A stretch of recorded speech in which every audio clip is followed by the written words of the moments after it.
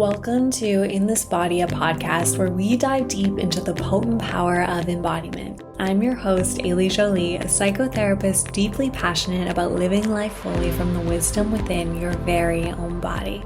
The podcast In This Body is a love letter to embodiment, a podcast dedicated to asking important questions like, how does connecting to your body change your life? How does connecting to your body enhance your capacity to love more deeply and live more authentically?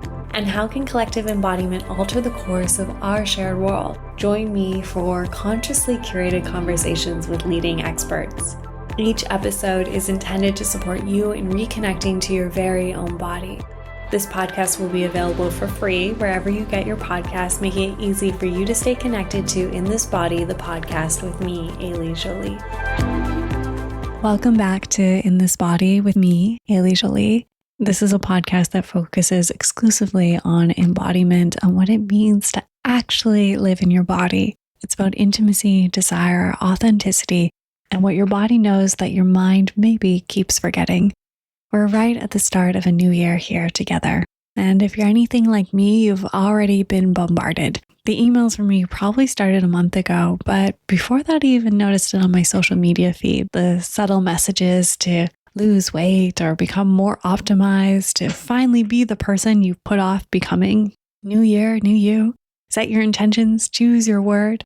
Make this year the year you actually follow through. I mean, I could go on and on. We all know the messaging, and even though every year it seems to get a little bit sneakier, a little bit more stealthy, a little bit more subtle, the messaging is always the same. And I understand why just naturally the realm of capitalism and marketing would choose such a significant moment to try and convince us all to change or to become better, whatever better means for you. And it's really quite a seductive fantasy in some ways, the illusion or the promise of a completely clean state. The idea that we can just decide with our minds to be someone else and then become that person. It is a fantasy, and I know for myself in years past, it definitely was a fantasy that I held. But it's not a fantasy I'm holding this year. This year I've been sitting with a different question, not what I should do next or create or produce or achieve or who I should become, what I should optimize or how I should heal. I've just been really sitting with this question of how do I want to spend my time? And I know that sounds so simple and maybe even a bit cliche, but I don't know if it really is. It's actually the question I think that's been underneath everything that happened to me this past year, but also the past few years. And I've been really guarded around a lot of it. And I think that that's been quite important and necessary. And also for a significant amount of time, I just didn't actually have the capacity to share what the experience of being in my body was like, because being so unwell was really an experience of almost an oxymoron, because I was so deeply in my body, so connected in a way that I had never been, and I didn't know was possible. I don't even know how to put that into words. I think people who have been really sick or have struggled with chronic illness, or probably lots of other life experiences as well that I haven't had. Obviously, I haven't had all life experiences, but for me, chronic illness was this really deep intimacy with my body that my mind didn't get to consent to. It was just happening. And at the same time, there was also this kind of meta awareness of my body that I needed to hold so that I could be so connected. And this is why, for me, it felt like such an oxymoron in times, being so deeply in my body, but also this meta awareness that was like so not of the body in many ways, and to be in, but also so out at the same time is not something that I have a lot of language for. And I don't like using the word out because it implies not being in the body. And for me, struggling with my health has been the most unwanted teacher in how to really be present inside myself. It's the essence behind this question that I'm sitting with at the start of 2026. I keep going back to this question of like, how do I want to spend my time? And to tell you, why that question is so big, I do need to share a little bit of the oxymoron that I've been living in and feeling in. So the last time the podcast was released, I had just found out that I'd hit kind of my 1-year anniversary from the start of multiple surgeries and something quite scary. And I was really actually quite excited to just focus on some other surgeries and some other health stuff that I had coming up. And then in September, I found out, you have not passed the 1-year mark, or that's what it looked like. And so I was quite quickly brought back into surgery, and I'm so grateful that I live in a place where you can find something out on a Monday and get scheduled for surgery on, I don't know, I think it was like a Thursday or Friday was the next available. I opted to give myself some time to process. When the surgery happened, it just, I don't know exactly. It's kind of one of those weird medical mysteries. The growth and the sign of what I'd struggled with previously was on the ultrasound. It showed it that it had come back. But then when they went in there, it wasn't there. And all my biopsies came back completely normal. And it was this really strange experience for about 10 days. And it lingered with me a lot more than the good news that I got, because it was this moment where I had to really reflect on my choices that I had made. After being sick, I definitely had a story that I was going to take care of myself better, or move slower, or be more grateful. You can hear in my voice that there's emotion there, because it didn't come from, I would say, the healthiest place. It came from quite a judgmental voice. And so in September, when I didn't think that I had taken care of my body well enough, or was in touch well enough to know that something had come back, or was genuinely just like quite scared. And then finding out, it's not there. And it's not there. And we just had surgery again, and actually it all went well, and it was a really healing experience. It really brought this question of, what have I done over the past, 14, 15 months since this started that I feel really good about? Like, what have I done with my time? Where has it gone? Where have I invested it? Where have I not invested it? And I did like this really ruthless inventory on my time and the people and the places and the things and the tasks. And it wasn't comfortable. It went on for about 5 weeks where I was just kind of like really in this hermit hole. And I didn't really like my answers to where my time had gone or what I had invested in. And I think that's one of the really hard gifts of being unwell, is that you constantly kind of have to question in this way, or reconcile in this way, with the reality that our time here is quite finite. It's not infinite. We are not limitless beings with endless amounts of time. And when you deal with illness in such a constant way, where there's things just kind of popping up all over the place, you're constantly reminded of this. And so I've been sitting with this question of, how do I want to spend my time? And letting it really marinate inside of me. And it's the one I'm bringing into the start of 2026. And I could share so much more around the medical stuff that I went through last year. Tumor in my jaw that is benign. It's wild. Almost had complete reconstructive jaw surgery on my face. What? How does this even happen? A growth behind my eye that's being monitored. It was just like one thing after another. And I think that's also what I hate the kind of spiritual salad that we can put on life experiences, because I don't think everyone needs to or has to. And oftentimes I don't think it's appropriate. And I can see when I do it inside myself, sometimes it's just a way to soften what is really stingy and hurtful for me. And so when I look back at those experiences, I can know that I'm a little bit doing a spiritual salad making by saying it's when I needed to really question and really be honest with myself about where I was putting my time and my energy and the resource of my body and my body's wisdom. And it's why I've been quite recluse and silent, not just on the podcast, but everywhere in my life. I've done a little bit of a Houdini. And is it Houdini? I don't know. Done a little bit of a disappearing act, and it's been incredibly painful, but it's given me some potent answers around where I want to spend my time. So as I said a few moments ago about this kind of oxymoron of being so deeply in the body, but also kind of this meta awareness, of the body that didn't feel disembodied. It kind of felt like my mind and my body were like on the same page. But while this was happening, just found myself writing so much in a way that I haven't written in a really long time.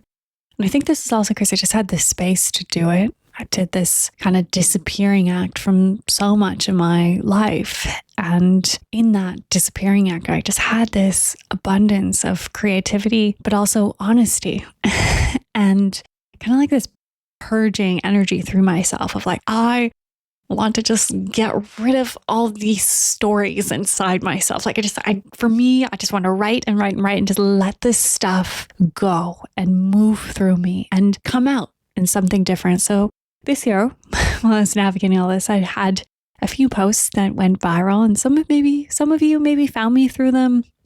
Some of you maybe haven't read them.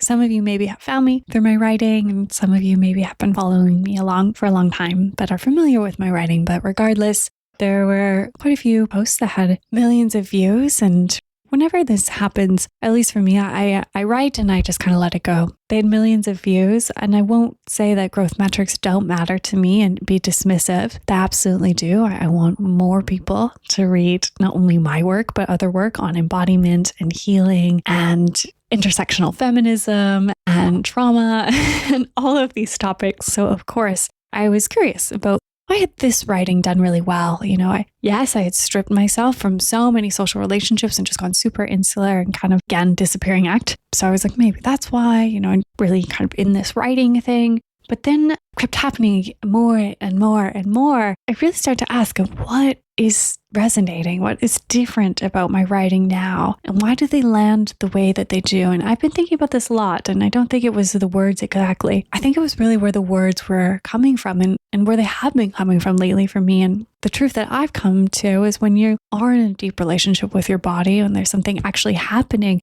in that relationship, when you're paying attention to your body in the way that I had to and I keep having to, the words that come from your body change, and it comes from somewhere else, and there's less effort and more truth. The words aren't reaching for something, they're reporting from inside something. And this year, my relationship with my body has been intense. It's been demanding attention, and I've been really listening in ways that I always haven't had the privilege to listen. And this is what illness does. It puts you in conversation with your body, whether you want to be or not. And I promise you that I really didn't want to be. I really liked my kind of comfortable, juicy, sensual version of being in my body. And I didn't really like listening to all the other signs and statements that my body was making to me. And I think because I did eventually turn to that, let go of this one relationship with my body and really accepted a new one. And I'm still in that process of acceptance. I think that's why the words landed differently, because I wasn't writing about embodiment in any type of concept way. I wasn't trying to teach embodiment. I was writing from inside a body that was going something. And this way the ideas weren't theoretical, they were lived. And I think that people can feel that difference. I know that I definitely can, and I'm sure that you can too, and that your body has the capacity to feel that difference when something's coming from the mind and being directed at you versus when something's coming from the body and it's resonating to you. When I wrote about women needing capacity, not calm, I was in the middle of finding what happens when your capacity gets tested. When I wrote about the cost of self-abandonment, I was learning in real time what my body would and wouldn't tolerate anymore. And all of my writing really came from that place, from being in it, not above it. It was also writing that's all been pulled. I didn't feel like fit in the book I've been working on. But I wanted to bring this forward in kind of my first solo episode of the new year with you all, something that I'll be doing more of, to go a little bit deeper into some of that writing, to give it more nuance, to flesh it out. And also, I really believe that the written word and voice are two totally different experiences. I don't know if you have this, but I can read something on paper and be moved by it. And I can listen to the author and their incantation and the resonance that the words have in their body and feel something so different. And so I thought I'd just spend a little bit of time talking about some of the concepts and the ideas from some of those posts that reached millions of you and just kind of flesh them out in a way that you can't on social media, or is really hard to do on social media. I shouldn't say can't, it is possible. It just takes a lot of crafting and a lot of effort. So one of the pieces of writing that did really well was a piece around how calm is a con. And I didn't mean that as just a catchy phrase. I was trying to articulate something I see all the time, as something I've seen in my practice as a therapist, in my own life, in my friends, and in the people around me. But also something I see in the wellness industry or the longevity industry. I'm not sure which one to use anymore there. They kind of merged into the same thing for me. Both sell this image of central nervous system regulation as serenity, as peace, as calm. I'm sure you've come across the branding with the woman in the white linen meditating at sunrise unbothered.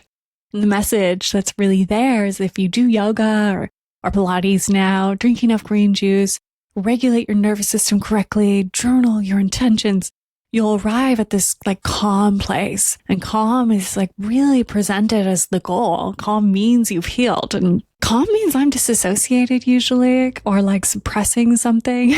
I mean, I obviously, yes, do have moments of calm and true and authentic, but for myself, so much of my journey was actually learning to break the calm in my body, to break the ice that was keeping everything frozen underneath, and to have the courage to keep chipping away, and the courage to step into conflict, and the courage to step into repair, and the courage to not just kind of keep everything under the surface. It's okay. And that's been my journey, and it is continuously my journey in a place where I constantly have to grow, because calm is how in my conditioning as a cis heterosexual female, that's what I've been taught I need to do. So taught I need to perform. But my training tells me that the nervous system wasn't designed for perpetual calm, as I've kind of named. It's designed actually to move and to be fluid and to go up and down and titrate and all of these kind of spiral.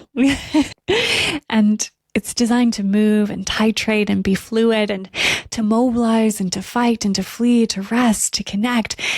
The nervous system is intended to fluctuate. The goal from a nervous system perspective has never been to flatline your arousal or your activation into serenity. The goal from a nervous system perspective or polyvagal theory perspective has always been to have capacity. Capacity is the ability to feel everything without collapsing, to be activated and trust that you can come back down. That's resilience, the ability to be water, to not be ice. Throw a firework up to like crack the thing so you can come out and say the really scary thing and then get scared and go back under the ice. Like that's not the goal. The goal is to be fluid.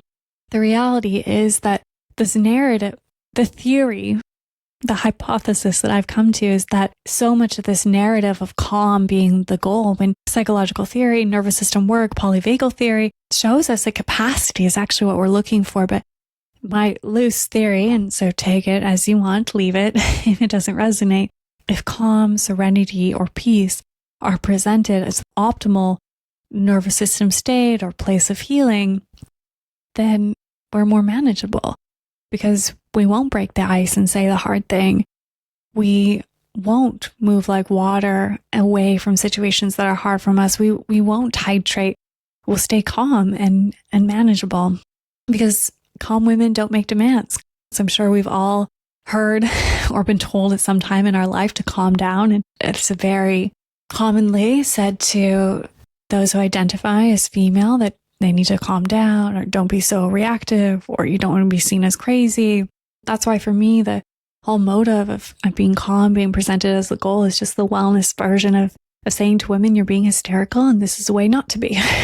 And so the instruction to regulate, to soothe yourself, to be less reactive, for me, it's not neutral. It's quite gendered. And women have always been told we're too much. So when I wrote that post, I know that it may have come across quite cute. And I think a lot of my writing on the surface, obviously I'm biased. It's my work. I can never see from the outside, but I try to write in this way that it's palatable. And so you can get the concept and it engages, but there's actually something underneath that's much more meaty or chunky and challenging to digest. And so that post, I actually meant it quite politically, that shaking the foundations of this constant messaging in wellness culture and longevity culture that we need to be calm, or that calm is some type of goal, is actually keeping us manageable, which is also leading us to be complacent when quite literally the earth is on fire. And I don't know how helpful being constantly calm is to the crisis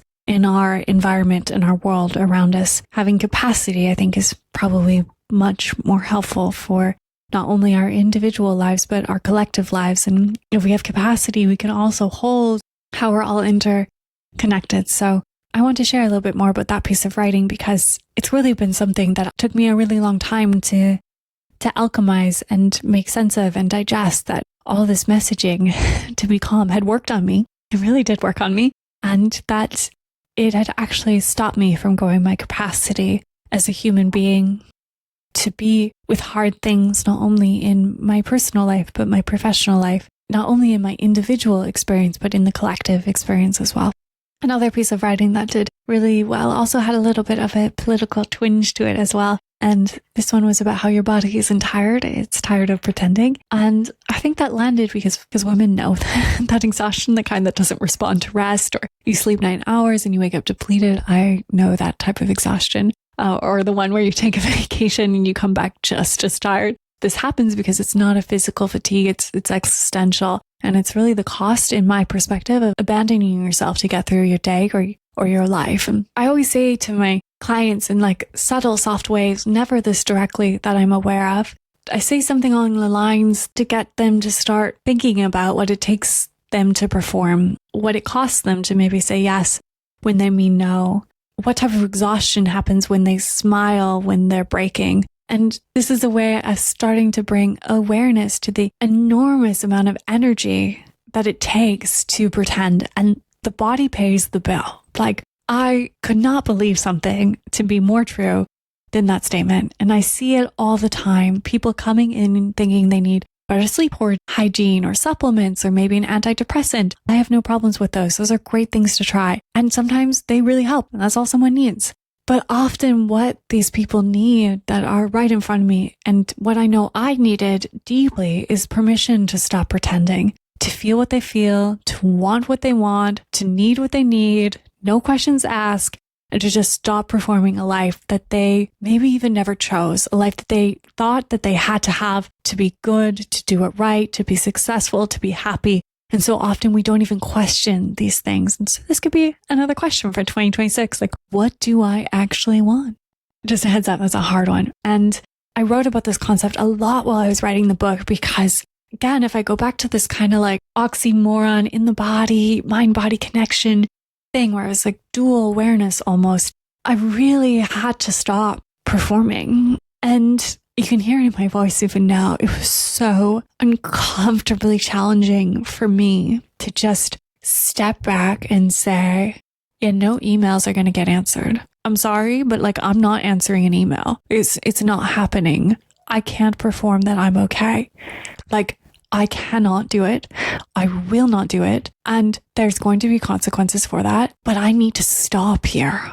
Like, I am not okay. I just need all of my energy to be on me being okay. And whatever energy I have left that actually feels rejuvenating and replenishing, I shall give. And that was such a hard practice for me, because I had to be so ruthlessly honest about what actually felt good and what did not feel good, what felt deeply authentic and what didn't feel authentic. And I've done practices like this earlier in my life, but there is a certain combination of privileges that I had this time around where I could really full stop do it and just be like, no, I'm not performing there. I don't have capacity. I can't do it. And so I'm not going to do it. And it's not easy. People were upset. Feelings were hurt. Relationships were broken. Projections occurred. It was uncomfortable. It's still uncomfortable, but really allowed me to authentically know what it's like to just say, the performance stops. Mask is off. Show is done. This is what it is. And I never want to go back to performing. I'm not here for it. No, thank you. So I wrote that post, and it still surprises me how much the words resonated with people from a deeply true place. And if you ever find yourself with the certain amount of privileges needed to try something like this, I highly encourage it. And like I said, this was kind of the first time it all aligned for me where I could do it in all areas of my life to just stop the performance. I learned a lot and benefited a lot from past times in my life where I was only able to enact that in my personal life or my romantic life. But this time it was across the board. It's a bit different. And the last piece of writing that I just wanted to spend a little bit of time on is this piece that, again, didn't make it into the book, but really resonated with my audience, was a piece about how we're told to self-regulate alone. The whole post was really about how we are handed all these tools by wellness or longevity culture, breathwork, meditation, journaling, polyvagal theory, and how we're told, here's how your system works, now go fix it. And we're told this as if the body is a machine that needs better settings, and as if trauma or our intergenerational history or personal circumstances are just a glitch to be optimized away. But I wrote this post because the whole self-regulating thing, and I mean, there's so much depth here that we could go into. I could do like a multi-podcast series on this, and I'm not going to. So keep that in mind. I'm not like just touching the surface here, but there's so much research that hasn't been shared around the importance neurobiologically, how we're wired for co-regulation, and how our nervous systems actually aren't designed to regulate in isolation. They're designed to regulate in connection through eye contact, through voice, through the felt sense of another person. I know, because it's my experience for a large part of my life, there really wasn't anyone safe to co-regulate with. And so I deeply know what it's like to hear, well, co-regulating is the thing that heals, and to not have anyone to do that with. But what I love about this research is that there's a lot of beautiful nuance to it. We can listen to the sound of someone's voice, like maybe a meditation teacher or an author in an audiobook, and actually get some of that co-regulation. We also actually get a lot of it from nature, from animals. I'm a big animal person and a huge advocate for the role that dogs have in PTSD healing. If you're unaware of that research, highly recommend you check it out. I definitely fully believe, yes, I did a lot of therapy around my experience of PTSD, but I think the thing that really moved the needle for me was my pup, and having an animal that was so attuned to me that the minute I started to go into a flashback either visual or sensation in the body, that dog was licking my feet, laying on them, barking, doing all types of crazy things to get me into the present moment. And I definitely know that changed how eventually, and I definitely know that over time, that interruption eventually changed how I reacted to my PTSD symptoms and allowed me to really break a pattern because it slowed it down. And the dog's presence made me more conscious. And again, there's lots of research on this. Go check it out.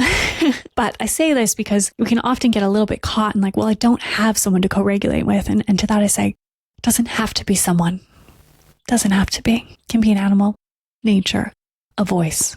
Give it a go. And I say it like that, and I so strongly believe in this because we never fully outgrow the need for co-regulation.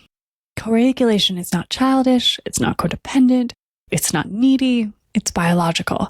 And unfortunately, our very individualistic and capitalist society has pathologized it. We've made self-sufficiency the highest virtue, and there's so many reasons why we've done this. And unfortunately, no amount of breathwork erases the ache of being unsupported, and you can't resource yourself out of relational poverty. We've made self-sufficiency the highest virtue, but unfortunately, there are so many things that we can't do ourselves. Breathwork can't erase the ache of being unsupported every single time. You can't resource yourself alone out of your deepest pain every single time. I think that's why this writing resonated with so many of you, because a lot of women have been told that they can do it on their own and that they should do it on their own, and asking for support means that they're weak or codependent or needing, and that's simply just not true. If the tools aren't working, it's because you weren't supposed to use them on your own. And I think that's a really important thing to just hold and be curious about. You could even take that question to 2026 around like, what is mine to hold and what do I need to be held in? Beautiful question. Beautiful question to sit with throughout the rest of the year or some amount of time in the coming year. I don't know about setting intentions for the start of this year. I don't know if that's something that works, but I do believe in being in a process of self-inquiry and holding ourselves to questions big questions, important questions. And for you, that might not be a question of how you want to spend your time. It could be something totally different.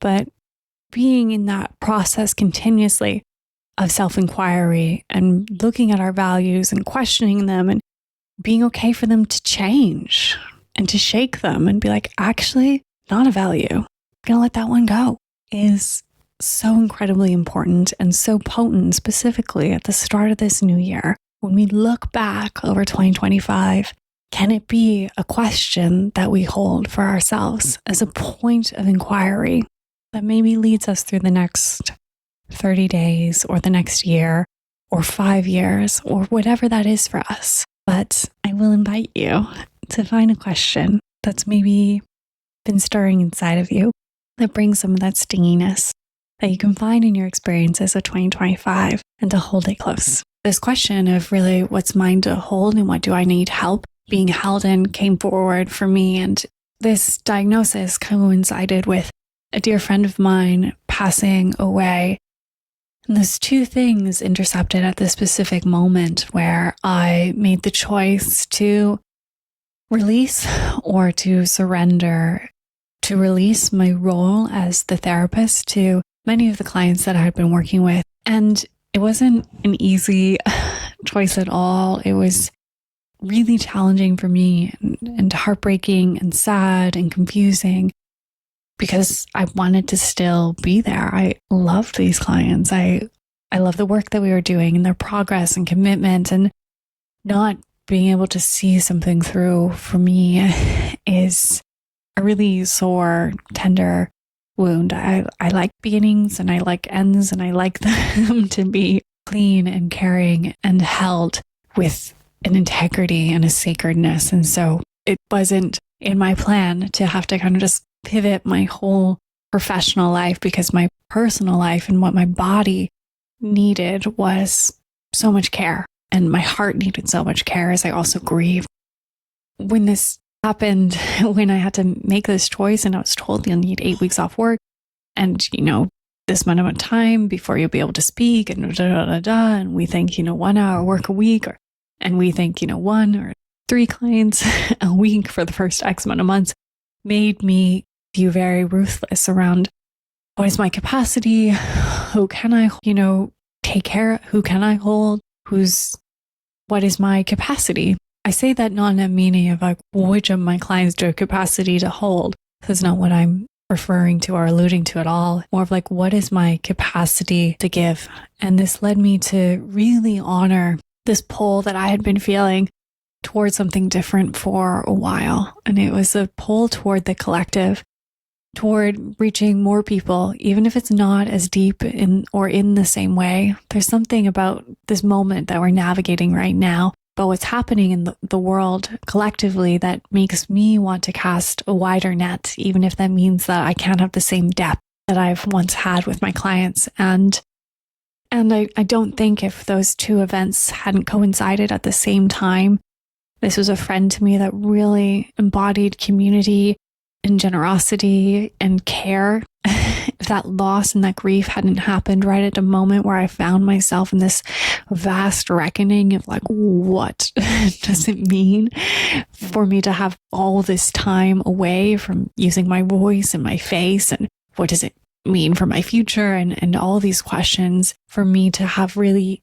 sat in those questionings with the depth and the time that I needed to get the clarity of answer that I've come to. And I'm really excited, even though it's been really scary to close down in some ways my private practice. It still exists. It's just very small and very minimal. And that's intentional so that I can put my energy into writing the book that hopefully you one day will hold in your very own hands, and your eyes will translate into sensations in your body and you'll read, but also into the podcast that hopefully spotlights more and more individuals who have inspired my embodiment, or I feel deep resonance with, or I think of something really unique to share, but also into INBODY. INBODY is my upcoming course. We have a January cohort and a May cohort, and we essentially spend 14 weeks together in community, really untangling all the stories inside our bodies so that we can rewrite the story of our body. And that's where I want to put my energy right now. That's where I want to place my time. Not because individual work isn't valuable. It's so valuable. But because something in me is ready to shift how I'm of service. So that's where moving in the direction of. And for so long, my identity was organized around being the one who holds, one who hears the hardest things. And there's something seductive about that role. It makes you feel essential, like you matter because you're needed. But I also found for me that it became a trap.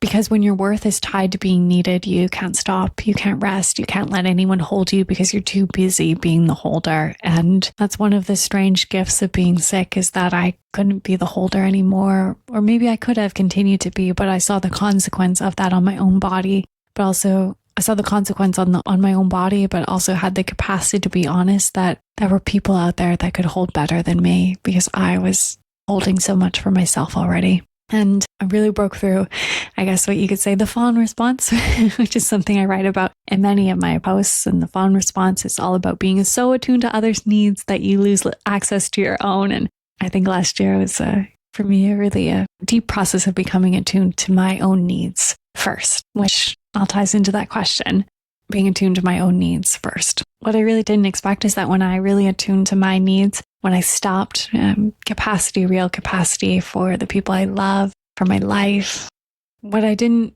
know is that when I put my needs first, and it's so ironic and obvious, and I knew it, but I had never really felt it in my body, that truth that when you put you and your oxygen mask on first, or just even your simple needs like water, your capacity changes in this really remarkable, fabulous way. And that's what's allowed me to keep some of my private practice going and to keep continuing to see clients and keep doing the work that I love so much as I develop this new, different thing that's scary and challenging and unsure of, but really excited for, that I hope reaches more and more people.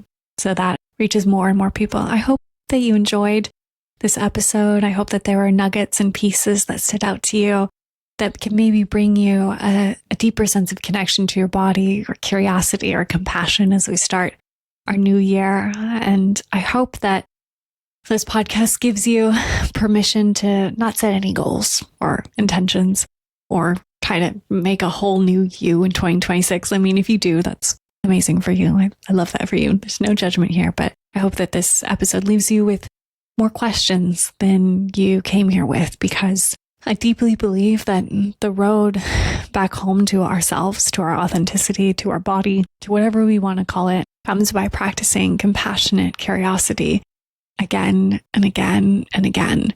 Because there's so much noise out there. There's so many stories, some of our own, some intergenerational, some families, some partners, some societies. There's so much. And it gets in there. We absorb it. We're like little sponges. And that's why it's so important to practice again and again, being compassionately curious about the stories that we hear in our mind, the sensations in our bodies, and being really able to slow down, to pause, and to not be afraid of the answers that may arise when we ask ourselves these questions again and again and again. If you are interested in asking yourselves questions this year, you are obviously more than welcome to join my INBODY program that will be beginning again in May. This is slow work. It's intentional work. It's not your regular kind of self-development course. It's really a guided process back into your body through meditations, movement, guest teachers, psychoeducational lectures, but also community calls with me. Through each module, you'll be invited to write the story of your body as you understand it right now. In each module, you'll be invited to explore maybe the relationship between your body and food, how romantic relationships have impacted the relationship you have with your body. We'll look at the story as it is right now. And through our time together, you'll be invited to unpick it, unpack it, explore it, and ultimately rewrite the story of your body. If something in this episode resonated with you, but INBODY feels like too much of a commitment, there's always my Substack where I keep writing about all of the things mentioned here. They're longer reflections, the things that don't fit on Instagram. Substack is paid or free, and I'd love to have you there. It's aileyjolie.substack.com. And if this episode meant something to you, I'd love if you'd share it. Again, thank you for being here, for listening, and for being in the process of finding and figuring out how to come home to your very own body. If you found value in this episode, it would mean so much to me for you to share the podcast with friends, a loved one, or on your social platforms. If you have the time, please rate and review the podcast so that this podcast reaches a larger audience and can inspire more and more humans to connect to their bodies too. Thank you for being here and nurturing the relationship you have with your very own body.